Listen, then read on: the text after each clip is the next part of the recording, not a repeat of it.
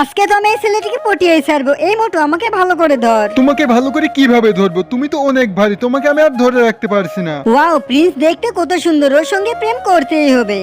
এই মোটুর বাচ্চা মোটু আমাকে জলদি নিচে নামা, প্রিন্স আমাকে দেখে ফেলেছে। আচ্ছা, তুমি কোন প্রিন্সের কথা বলছো? আমাকেও তো দেখতে দাও, যার জন্য তুমি এত কষ্ট করছো। এই মাথা মোটা, তুই আমাকে আগে বলবি না এটা তোমার ফ্রেন্ড? ভাই আমার প্লিজ তোর ফ্রেন্ডের সঙ্গে প্রেমটা করাই দে না। এর জন্য তোমাকে 2000 টাকা দিতে হবে। ঠিক আছে দিব। আচ্ছা তাহলে ওকে আমি আজকে আমাদের বাসায় আসতে বলবো। বাহ, তোমাদের বাসাটা তো অনেক সুন্দর। আজকে আমাদের সবার জন্য আমি নিজে খাবার বানাবো। আরে মোটু ওর কাছে আমার ব্যাপারে কিছু বল না। তুমি ওর কাছে গিয়ে ওকে হেল্প করার বাহানা দেখিয়ে কথা বলো। আসলে মোটুর আইডিয়াটা দারুণ ছিল। প্লিজ তুমি তো অনেক ভালো রান্না পারো, তোমার খাবার থেকে তো অনেক সুন্দর স্মেল আসছে। আমি তোমাকে একটু হেল্প করি।